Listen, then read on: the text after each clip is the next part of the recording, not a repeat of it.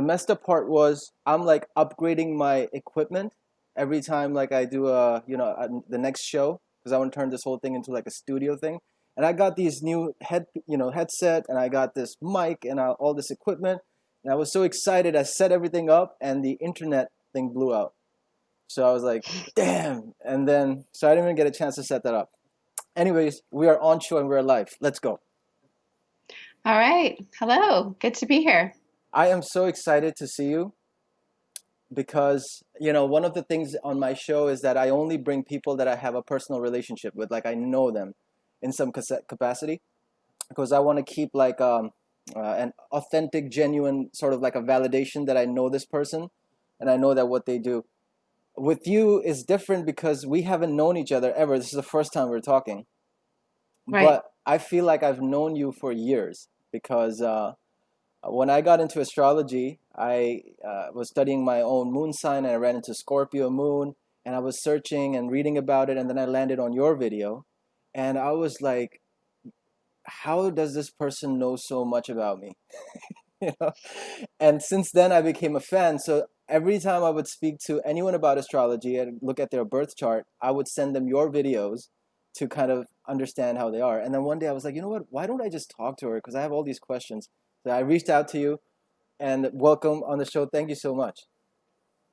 Thank you for having me. Yeah, I had just a quick. And also thank you for watching the videos. That means a lot. When I first decided to put them up, I thought that there was something I had to offer, but I was really nervous, to be honest. So I kept those videos for months Mm, and I just kind of hoarded them and kept them for myself. And then eventually, I think I had about all through the sun and the moon, mm. and I decided, all right, I guess I should send them out there. I have a question. You already have thousands of followers. You're already established in the field of astrology, and I'm just like starting up with this talk show. This is like my 10th episode. I'm genuinely curious. What made you say yes? Because there's no reason why you need to be on the show at all. Well, I just love the things that you support. I love that you want to help people to build their life from an economic standpoint. And why I say that, because a lot of people think astrology is just spirituality, so that I wouldn't really think money is very important. But money is the second house. So for some people's charts, money is very fundamental to their life lessons in a spiritual sense, which is what I love about astrology. The obsession that a lot of religions have with just the water signs or just the fire signs is disproportionate, and astrology brings it back full circle. Hmm. So what is your back like? And that's kind of like the challenge that I'm facing, right? Because I grew up in Pakistan, and the culture where I'm coming from, it's primarily like a monotheistic philosophy. There's different flavors of it. There's different variations of it. Some value astrology. Some value parts of astronomy, like they will value the patterns and the patterns of behavior.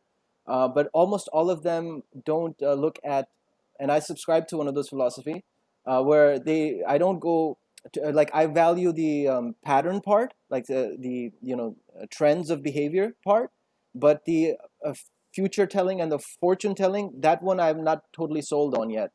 Um, and also there's this idea that we have that astrology has a lot of influence of paganism or Satanism or Right. different types of these. So that kind of turns people away from it. So what's your take? Like, have you seen, where is the origin of astrology coming from? How did you get into it? I think that anyone from any religion could be a part of astrology and have it validated. And I would actually agree with you that when you're looking into the future, I do feel that there's a lot of truth there, but there's so many factors going on that it becomes a lot harder to predict exactly, right on the money, the same way that you would have with looking at the personality profile. So there are things going on, like there are world events that you can look at and say, okay, this is probably something like this is going to happen. But you can't exactly say with all the detail. You know, you can say what the feeling is, and you can predict the feeling of things. But even astrologers are going to still feel like they're surprised by the events that transpire because we have to live in order to experience. We can't just, imagine only. Yeah. So I would say that any religion can find a lot from it. Um, and astrology has been here since, thousands and thousands and thousands of years. Um, I'm that's not my strength, the history of astrology, but I got into it because I was drawn to the personality, just like you, of how true it was. And I really got into also the combination of the compatibility charts. And I love psychology and I love researching people's personalities and how they interact with each other. And to know what you don't know. So it helped me to understand other people so much better because I only have my perspective, right? And you only have yours. But if I'm able to just walk inside of your shoes for a while, then maybe I can understand myself better as well because I'm understanding what I'm missing. So from your research, do you feel like is this originating from a divine philosophy, or is it originating from a pagan philosophy, or is it a mix of things? Like, who created this thing, and why is it so accurate? I think that we all get really caught up in definitions and specifics when if you were to ask somebody, do you believe that there is a creator of some sort? Do you think that there's a reason for life? Do you think that there's a meaning to life? Almost everybody feels that strongly. Maybe you don't in your 20s, until you go through the death of a family member or you go through something that's so severe that opens and awakens you spiritually. So I like to stay with what keeps us all together in a collective as opposed to what separates us. Mm-hmm. Um, so astrology to me is it's a framework that is divine, Mm-hmm. and it gives us all the experience of existing with each other with enough in common, but also enough variety. Yeah. So like So I often yeah, I'll tell people yeah, if there were all Aries, yeah, then we'd probably always be at war. yeah. And if there were all Libras, then we would probably always just not get anything done. Mm. So to build on that, right? I kind of came with the same background in the sense that I work in technology, and part of my job is like dealing with and managing many different types of personalities. So I was having difficulty in that area, and I wanted to choose some sort of a framework to see if I can start predicting patterns of behavior and then handle them accordingly. So, for example, me being a Virgo, I always had trouble with Aquarians. And so I was like, can I figure this Aquarian out and see like how they are, how they think, and then make their life better. So what I did was like I was in data science, so I built a table, and then I started reading all these books, videos, your videos, everywhere else I could gather all this information. I created a table and I started doing a survey of questions to see if there was indeed a pattern of behavior. And then I did see a pattern of behavior, so I was convinced. But then I knew that there were nuances, there were flavors or variations between those. And that's where I got into the birth chart. And then you taught me from through your videos the combinations of moon chart, moon, sun, and all these different variations that exist. But then I took it a level further to see that can I guess someone's sign by their appearance? And for certain signs like Pisces, because I had this huge attraction for the Pisces sign, I became so good at it that like 60-70% of the time I would look at a person who's a Pisces just by the way their eyes are. I start picking it out. Aquarians the same way, Leos the same way. So that's when I knew that definitely there's a pattern. But then all these people that I'm surrounded by that are coming from this monotheistic religious background, they started looking at me in a very negative way that, oh, this is maybe a very, there's Satanism or there's this or that. And I didn't see any traces of that anywhere. It was just a psychological pattern that I was seeing. But I was just curious, like, who put this thing together and why is it so accurate? Like, I can't find any information on that. Well, what I've talked about in one of the videos is how there's the 12 signs, and I'm also a musician and a composer, and I know you are an excellent, amazing songwriter. Thank you. And so there's also the 12 tones. And so I think that astrology comes from nature, just like music comes from nature. So Oh, that's I think interesting. that they're one and the same. So to me, astrology is music. Mm. That's interesting. And I You think think that the harmony of all of us together, working together, it just works perfectly. so? You think it's kind of like it's beautiful. I never heard this. I never thought about this. So you think it's kind of like music where everyone contributed and it turned into this thing where everyone just kind of poured. That makes sense. That makes sense. All right. Um, Jumping off from this topic to the same thing of soulmates now. So, first of all, what is your sun sign? I know you're Scorpio moon as well. What is your sun sign? And my sun sign is Leo. Leo.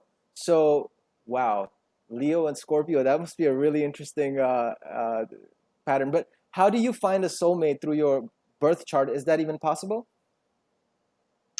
Well, I think that it is possible. I usually just encourage people, especially if I'm doing a personal chart reading for them, to work towards their North Node and to really get into understanding their Chiron. So there's areas where we struggle. And when we're not really conquering those areas, or we're actually headed in the opposite direction, then we are, without knowing it, we are running away from our soulmate. So your soulmate is going to further your progress. Your soulmate is going to expand your consciousness. Your soulmate is going to fill in a lot of these missing pieces of your life experience. But you can't find that or experience that until you open your eyes and you walk in the right direction. So I have a question here. Um, there's like 4 or 5 different angles that I've kind of explored to see if there's a pathway to finding a soulmate. Um, there's definitely, I feel like, the moon sign plays a big part because that's your emotional state, right? So for us, like Scorpio, that's why I think one of your videos talked about like Pisces is a big place where we can find that healing for us. So there's naturally that connection, but then there's also the Venus, where your Venus placement plays a role, but on top of that, um, who your mother was. So like, for instance, in my case, right, I have my moon in Scorpio, my Venus in Virgo, and my mother and father were both Leos. So it's almost like the way my mother used to love me, which is Leo, uh, is what makes me happy. But then at the same time, I'm a Virgo, and a Venus in Virgo and Venus in Leo might not be, or could be. Those are questions I don't know. Are they good compatibility? Well, when you're looking at a compatibility chart, that takes into account all of the different factors. So it's looking at places where your sun interacts with their sun, and your Mars interacts with their Venus placement. Or you're looking at how many squares, because if there's a lot of squares, then there could be a lot of conflict. Um, What do you mean by and that? What do you mean by the squares? So a square would be like a Leo Scorpio. So if they had Mars in Leo and you have, Scorpio that's in Aquarius or Taurus, or, anything that's square to that sign, Hmm. then it creates the most amount of conflict. A lot of people would think opposites create more conflict, but actually squares create the most conflict. Hmm. Now, conflict isn't necessarily bad. It's just how much of it is there going to be.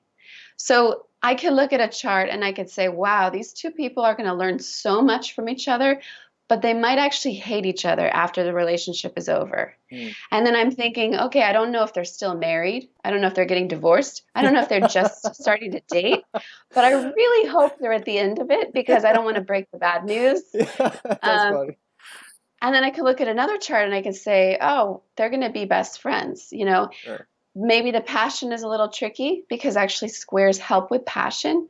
Conflict and passion are sort of a very similar concept. Hmm. It's just how much do you have, right?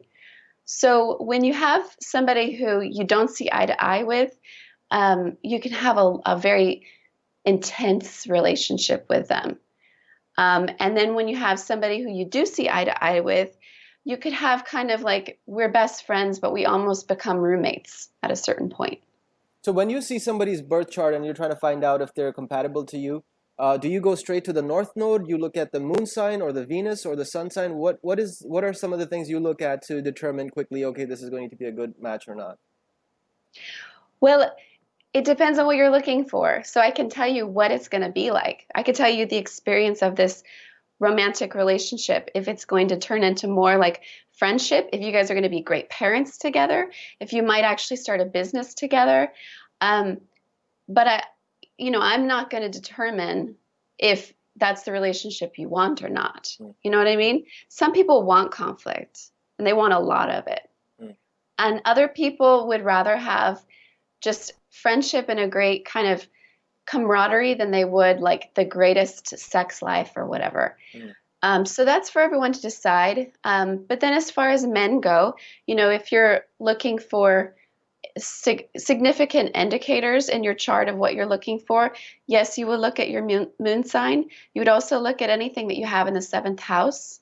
mm, So if you had like Mars in the seventh house, you might actually be attracted to a woman who's really masculine, who's mm. really passionate, goes for what she wants, speaks up, very vocal, kind of dominant even. And then if you also can look at the opposite of your ascendant sign, which Mm. is your descendant. So what's your ascendant? My ascendant is Aries. Okay. So your opposite would be Libra. Hmm. But so asking the question on the houses and the relationship of planets first of all. So I created my own theory, and I don't know if this is correct, but I always saw houses and planets kind of like that. Houses were the orbits on which the planets were going. So what I started doing was that when I look at let's say Venus in Leo, then I would look at their seventh house. Let's say it was in Pisces. So, am I correct to assume that this person um, would be like a mixture of Leo Pisces type of flavor? Yeah. So, um, and also just to clarify, when I'm looking at the seventh house, I would be looking at how many planet placements you have in the seventh house. Some people don't have any, in Mm, which case you would look at what you're talking about, which is the seventh house. And you look at what sign is there, even if you have no planets there. mm, Um, so that represents, as for a man or for a woman, the other, mm, because seventh house is other, it's partnership. Um, and then another indicator can be the fifth house because that's romance. mhm. But fifth house also indicates other things like children.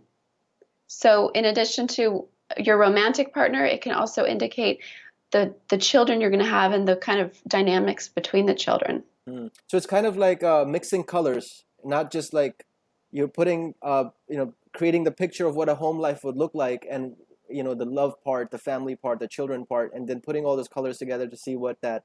So that's why it would be actually really dangerous for someone to get into astrology if they don't understand the full picture of things. They could actually come with, So in essence, could an Aquarius and a Cancer fall in love if other pieces match? Yes. Okay. Yeah. So often people really simplify this down just to their sun sign. And then if you do that, you will get thrown off because like for me, for instance, I am a Leo sign, but it's not the not the bulk of my chart. I have much more of a Scorpio and Libra energy. So if I were to go right off of, Leo, they would say I would be matched with a Gemini, which has just never been the match for me. So, if you look at the basics and you take it just so literally, I think it really does take you off track, which is why it does take a lot of research and lots of videos and lots of digesting all of this in order to understand it. Because, Carl Jung, he used to research astrology and he was one of the people at the forefront of psychology. And personality profiling. So this isn't just something that you just kind of, snap your fingers and you like have the easy answer. I think astrology is not an easy answer. It's an answer that a lot of people are very angry when they watch a video, especially the North Node videos. They don't want to hear it. It takes you to the truth, and the truth can be sometimes really hard to hear. How are you using the North Node to give you a compass on the soulmate? Like, let's say, for instance, my North Node is in Gemini, which means I'm coming from a Sagittarius placement, South Node. So, what does that mean for me?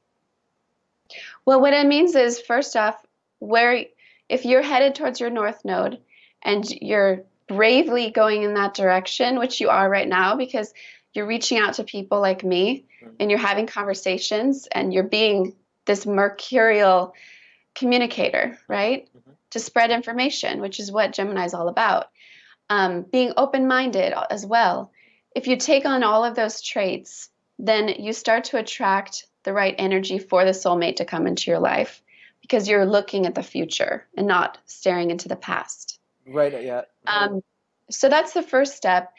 And then just to know that, okay, it's not that you're going to end up with a Gemini. It's that if you're attracted to somebody, but when you're around them, it seems to be that you kind of shut down the Gemini side of yourself, that's not a good sign, right? That means they're too comfortable for your south node. But my Scorpio moon is so heavy that I've never, like, Geminis is a very light energy for me. I need like a lot of depth. So that's why I've never really connected with Geminis on that level. Um, but one other thing that I had in mind, which kind of throws off everything, is that I mean, I'm into many different religions I've studied, and I follow a philosophy that basically believes that all divine sources tie into one. That's why, like, I go sit with Ahmadis, and I go sit with. I mean, I am an Ahmadi myself, but I go sit with Buddhists. I go sit with, I've gone to temples. I've gone to the Christian, churches and read the Bible. So I listen to everyone, and I try to connect the dots for everything. One thing that I found across the board and across every religion, and then I tied it to astrology, was that I looked up the word zodiac and what it meant, and the meaning is animal. Now I looked at the religious philosophy. It talks about, the Abrahamic faiths talk about sacrificing Ismail or Isaac, all that, those stories that are there. And it talks about basically sacrificing of the animal. That's why they even have the yearly sacrifice of the animal. It's sort of like a metaphoric gesture, and then they take that meat and spread it to the poor and give them a source of food. But the idea is that from a religious philosophy, they're talking about sacrificing the animal, and zodiac is sort of defining the parameters of each of these animals. So if the question is that we are all animals and divine is teaching us to sacrifice the animal, that basically means that we're not supposed to be Leo, Virgos, or any other sign. We're supposed to take the positives of all signs and break out of it and be a spiritual being. If that's the case, then does that question even matter of soulmate? Because now you're not tied to any box. So North Node does not indicate your soulmate's characteristics. It indicates your characteristics when you're in a higher level of evolution of yourself. So it's headed into an area that is under-evolved for you. And yes, that does kind of answer what you're saying. It's not to, like I said in one of the videos, that life is not about absorbing yourself and committing yourself to what you're good at. Life is about figuring out what you're not good at. So the zodiac is this complete circle, and we're supposed to figure out how to be all of these things eventually. And some people want to do this in, one lifetime, and other people want to do it in 1,000, and everyone goes at their own pace and all of that. But yes, the things that I was telling you about, like your ascendant, the opposite of that is your descendant. And that is one of the characteristics of your soulmate. So for you, Libra.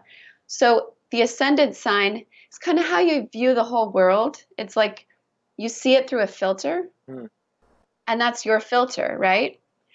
And there are other people that have the opposite filter.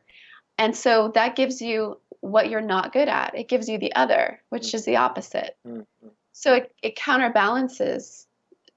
What we're trying to do with a soulmate is to create a balance. And it kind of makes sense too, because I think, like you said in the beginning, the charts and the compatibility will only kind of highlight if there's a potential conflict and how much of a conflict you're going to face. But at the end of the day, it's still a conditional form of loving. And if you really want to experience true love, then you've got to be unconditional at some point and love them and accept them for who they are. But then you've got to be prepared for what type of hardship you're going to go through, because you've got all those conflicts in there. So Exactly. yeah. Yes. So potentially, And if you If you're somebody who has gone through relationships where it's always been easy in a way, it's always been kind of safe, like they're too similar to you, then you might really need someone that brings conflict. But if you've been in a 10-year relationship and it's just been constant conflict, then maybe you're actually ready for someone who's more similar to you. Then aha, Venus in Virgo was right all along. You see, my position was, I said, I came to this conclusion that for something to be absolutely true love, there's got to be a huge sacrifice uh, of giving of yourself.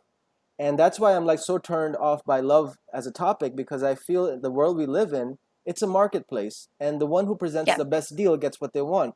If I play the game right, I can get anything I want. It's such a dull topic to look at, because to live a true love story, you've got to be like Romeo and Juliet, and no one is willing to put themselves out on the track like that. You know what I mean? And I think you used that phrase Yeah. in one of your videos as well. So essentially, a soulmate can be then derived in two ways. One is you're saying that either you run into that person magically and they have the perfect compatibility, or you show unconditional love and acceptance and bear through all the hardship. But that too is a miracle, because to find a person like that who will accept you and go through all that hardship for you, it's very rare. Yeah.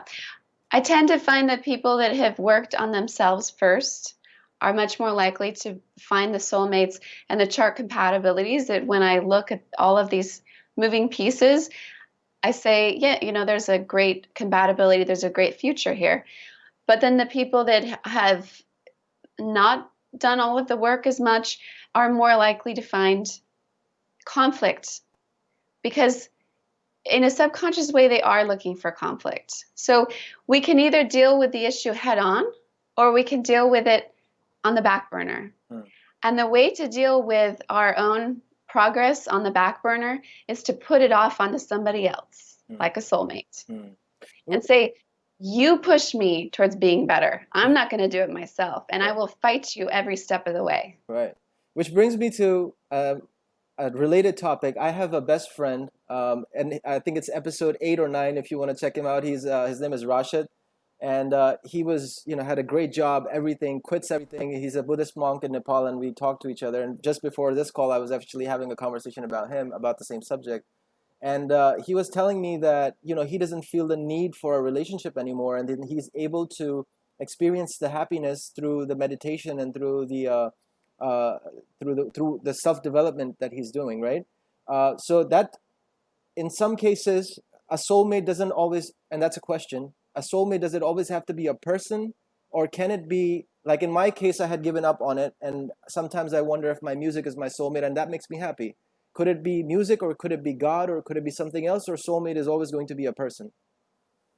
No, not at all. There are charts where I'll tell them, you're not you're probably not destined to stay in a long-term relationship. And I told this to somebody in a chart reading that I did, and she was so happy that I said that, because she'd wondered all her life if she'd made a mistake, because she didn't have the greatest experience and she had this divorce, but she had two beautiful children, and just her life fulfillment is through being a therapist to others.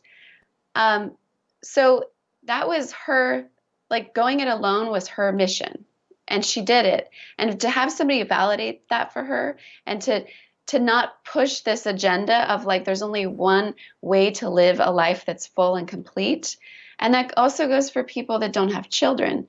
Um, so there are charts where somebody will have lots of fifth house, like, 4 planets in the fifth house. Most likely, they're going to have children.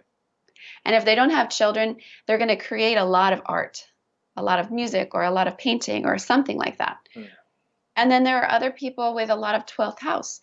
And if you have a lot of 12th house, you might be attracted to the Buddhist lifestyle, or something that takes you into something transcendent and away from people and things that are concrete. Hmm. Um, so maybe your friend has a lot of 12th house in his chart, for instance. If you have a lot of 7th house, you are very likely to be in a relationship. Mine is. Is is yours? Yeah, my seventh house is in Libra. So I have this tremendous need for romance, And like for me, I am so turned off by ordinary relationships. Like I have to have a crazy love story that you find in the books. Otherwise, I don't want anything at all. So yeah, it's got to, for me, it's either everything or I want nothing. And I don't know why I'm extreme like this, but I feel like the Libra in me I do. wants. I do. um, Now, the spirituality, right? That topic. Well, that's why I was like, I'm sometimes leaning towards that. Okay, if I'm not going to have that love story, then I will make my music my soulmate, or I will just give myself to God, or I will may become somebody like Rashid, where I'm gonna give up on the idea of women altogether.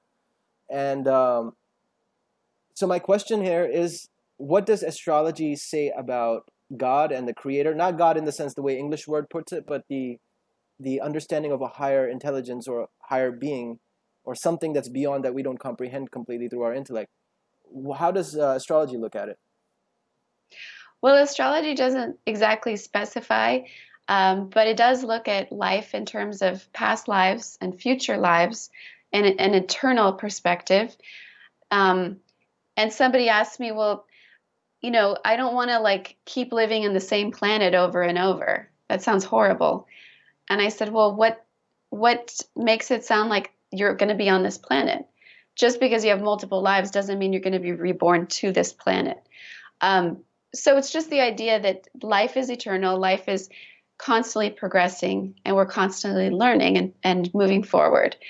Um, and as far as God and spirituality goes, that is definitely a part of life. But that's why astrology isn't exactly a religion, Hmm. because it's more of a way to see a divinity in the structure of life, just like nature Hmm. and just like music, Hmm. and just like physics or all of these eternal laws. So that's the way I look at it. I don't look at it as a religion. I look at it as an eternal law. Yeah, what I meant was that, kind just like music, right? When I was getting into fights with like scholars in my country, they looked at music as a bad thing according to their interpretation of the religion, and I used to say that, show me the proof. There's nowhere in the Quran or anywhere else that says music is wrong or bad. And then on top of that, because I wasn't learn it, like I didn't learn music, I did it by sound, so I didn't know any theory or nothing. I figured out that this entire thing is orchestrated by nature. So by design, if something is structured like that, it indicates that there can't be an art without an artist. So there has to be someone behind orchestrating that. And astrology, if there's patterns of behavior, that automatically indicates that there is some architect who has put these containers, or put these frameworks, or put these reference points in there. That's why I feel like astrology kind of leans towards that idea that there should be a creator. Exactly. That's how I look at it as well. I look at it like when you see a beautiful pattern, and not a pattern like zeros and ones, because I think our computer technology is just very rudimentary and it's not beautiful yet. But nature is beautiful, but it is also a structure. Hmm. And I think that that is what we're trying to achieve as people. We're trying to get to that level where our structures are beautiful. And it's always like that push and pull of, if you take interior design and architecture, for instance, Hmm. you can make something functional, but if it's not beautiful, it doesn't work. And if it's only beautiful and not functional, it doesn't work. So we're always trying to achieve both at the same time, and that's what the astrology is all about. And I think that's why you have Virgo and you have Libra dead center in the charts in the astrology wheel, trying to keep everything balanced Hmm. for everyone. And then if you're looking at it from music, then you're looking at it as Pisces or 12th house, which is you're looking at the whole meaning and the whole, spiritual picture of everything. Yeah. Well, see, my friend Rashid kind of threw me off the track completely, because he kind of told me that, I went through a breakup before, and I was devastated by that. And part of it was that I was driving my source of happiness from that relationship. And then I realized that, or he made me realize that uh, the happiness, really, the experience comes from within and not from an external source. And the moment I made that disconnect, he was like, the same happiness that you felt at that time, uh, it's the goal is to get to that happiness and not the person as such. So obviously he's from a Buddhist mentality, so he's not valuing relationships as much.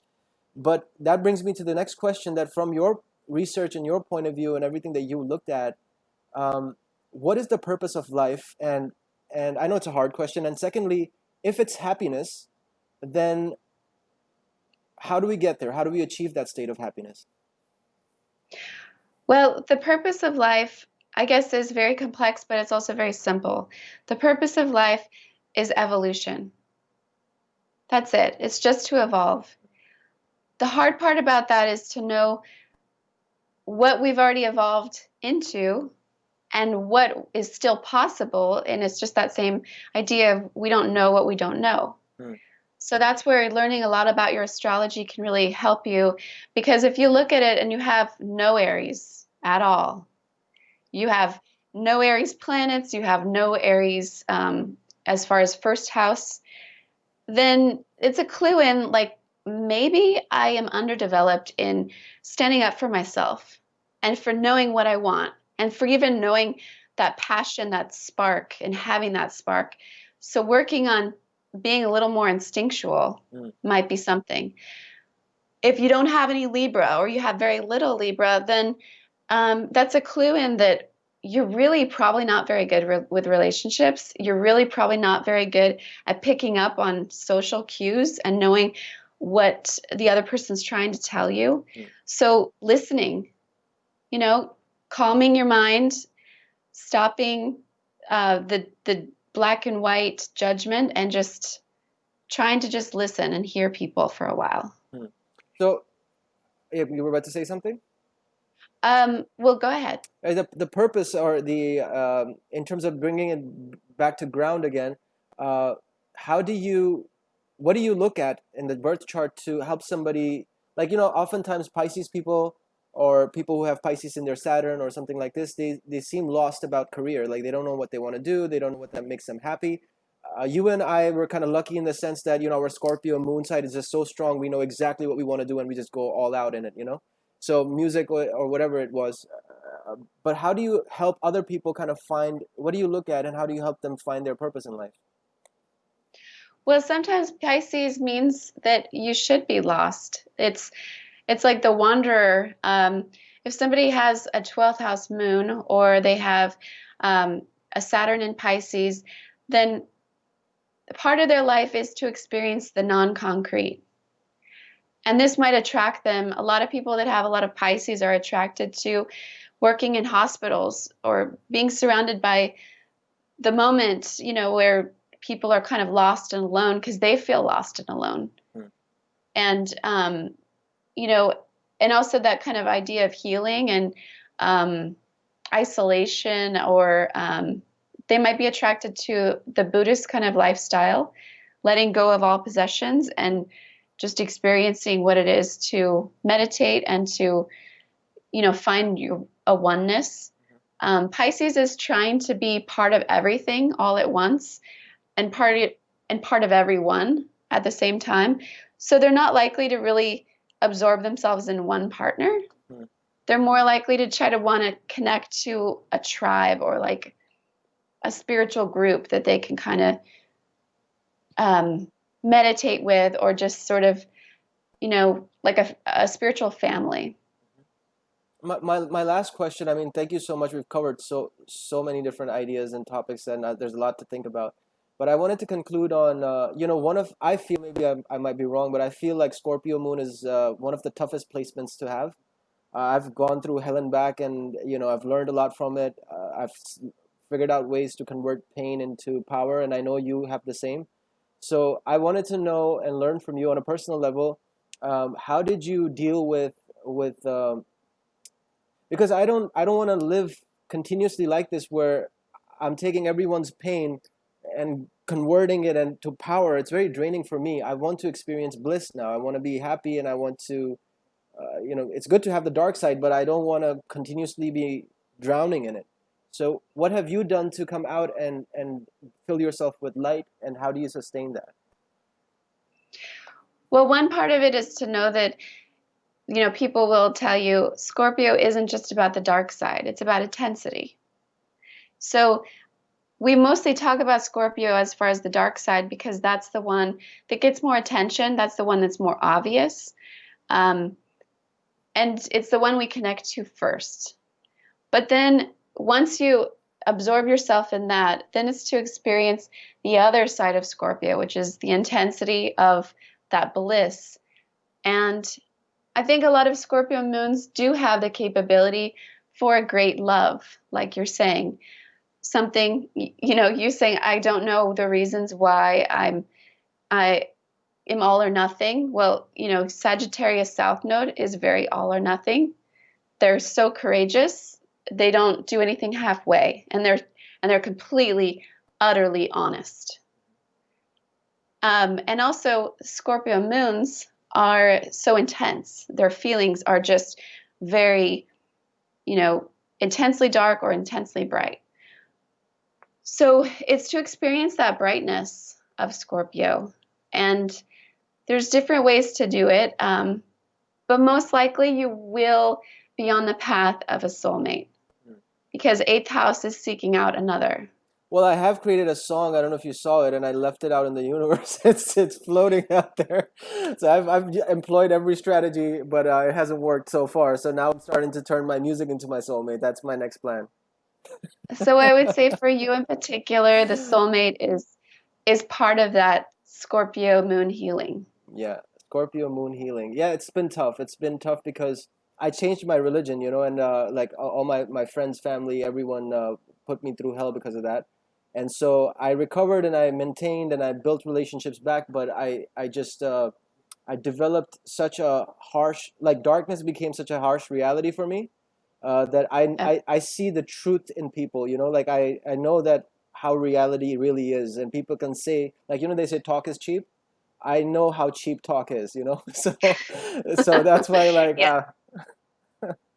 Yeah, so especially men that have Scorpio moon, but really anyone that has a Scorpio moon, you're craving this soulmate so much stronger than most people could even fathom.